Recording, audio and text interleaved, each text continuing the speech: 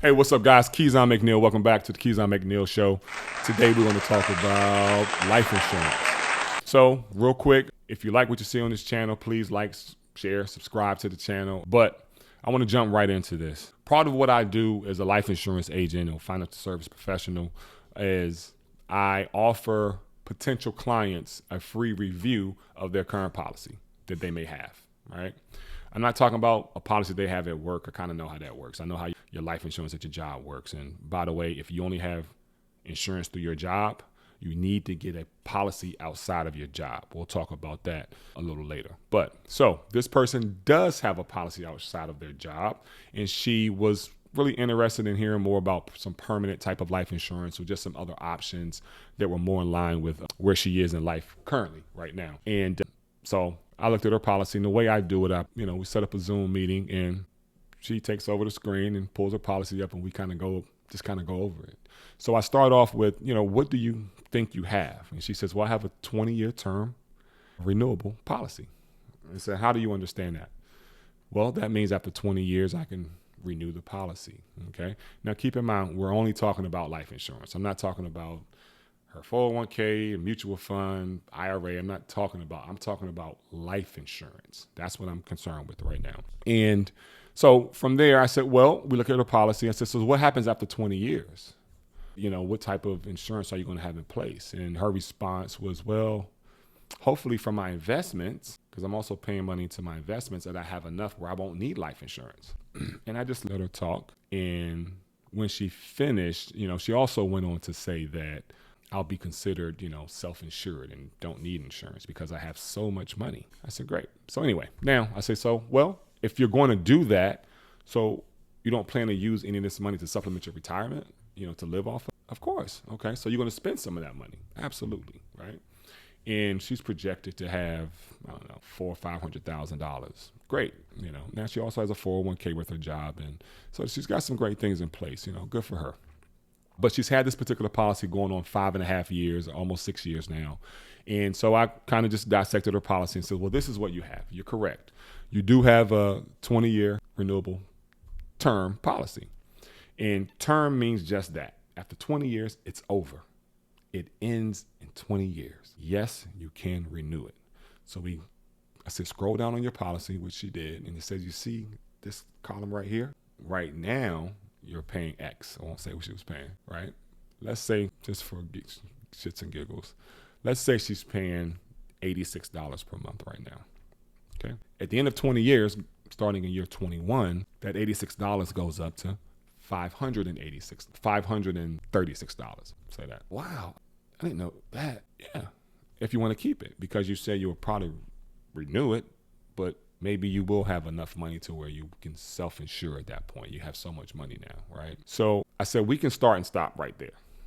There is a living benefit with this particular policy. She has a rider it's a terminal illness rider. And that just means, for those of you who don't understand what that means, that if you are diagnosed and a doctor tells you have, let's say, 24 months to live, in this particular instance, you would be able to get a lump sum. In her case, her policy was $550,000. No, it was $500,000. That's what it was. And she would be able to get that $500,000. Well, at a discount, it would be a little less than that, but she'd be able to have that money, or up to that amount, depending on circumstances. But let's assume that she's going to get $500,000. And if she's living after 24 months, God bless her. So she does have that rider with it. Okay. That's it. That's all. That's it. Right. So I showed her exactly what she has now. And I said, well, if after 20 years, I think she's 30 at the time. So I think her policy said she was 30. Yeah, she was 36. So she's about 42 right now. Okay. So she's 42 now, and she had the policy since she was 36. So at 56, it's over. Prime earning years, it's over. Policy's over. Pray that she has enough money. But so I said, well, why don't you do at least a 30-year, because, term insurance it has a place for people. I have term insurance as well. It's I also have IUL. I also have a whole life policy, right? But term insurance has its place because it's cheap insurance. In those lean earning years, get you a 20, 30-year term, just in case something happens unexpected while you're still youthful, your 40s, 50s, right? even your 30s. If something happens, you have some very inexpensive insurance, and you're going to leave a nice lump sum to your beneficiaries, hopefully, your loved ones. But that's it. That's all she has. And she has insurance at her job, of course, but, we know how that goes. It may or may not pay out, depending on how she dies. And maybe she's not working at that particular time. Who knows what she's doing, right? So I, I said, well, do you think you might want to be interested in some permanent insurance? She says, what is permanent insurance? I said, that's something that's going to cover you for the rest of your life. Okay. So we talked a few options. And I said, before I get into all that, let's just say, for example, I give you exactly what you have. I give you my term product. We'll put it right on top of this current term product you have. And you can go compare and see what's better for you, right? So I wrote her up a 30-year term, right? And also a 20-year to kind of somewhat mirror what she has, although she's already almost 6 years in her current policy, just so she can see. Obviously, it was a little bit more, not much. I think it may have been a couple dollars more, maybe let's call it $25 more. Great. But she also has living benefits. And I'm not just talking about terminal illness, just chronic illness, critical, Alzheimer's. Like, there's so many other things that can happen to her that she's going to live from. I've been helping out clients with life insurance since 2008. And I will tell you this, although I've had some death claims, unfortunately, I've had 5 times more people that have had to use their living benefits.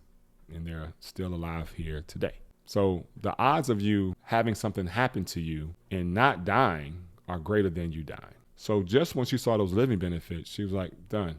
I'm going to replace this. And that's what I do with a lot of those policies. And I'll tell you the carrier, because if you have this particular carrier, it's through Primerica. So, just know that. And some of you already may know that who have these policies, right? You may be totally fine with that, and that's cool. But just know what you have. And in this case, this is a policy that I've replaced. I've actually replaced quite a few of those types of term policies. And again, this is not a knock on term insurance, because again, I offer term insurance as well, right? I just offer term insurance with better living benefits and convertible. So she can convert that to a permanent insurance policy. And when I mentioned that to her, this is after she said yes already. She already wanted to change it just because of the benefits, the living benefits. I said, well, it's also convertible. You can convert it to a permanent policy as long as you do it within the next 20 years, really. Also, you don't have to convert the whole, I think I wrote her up for $400,000. You don't have to convert the whole 400. You can maybe convert 100,000 of that, 200,000 of that, and keep some of the term. That's totally fine. Really. You won't have to requalify health-wise either. Really. Yes. So that was just the nail in the coffin for that particular situation. And I replaced term policies like that, not just with Primerica, but just in general, because people love those living benefits. It's again, I've had more clients use their living benefits than die. Okay. So I just want to make sure that, you all who have insurance outside of your current employer, just know what you have, right? Inbox me. Let's set up a meeting so we can just review your policy. I'm not trying to sell you nothing. You're going to decide on your own. And in some cases, if it makes sense and you're good where you are, man, cool. I've had people say that too, for one reason or another. That's totally fine. This is free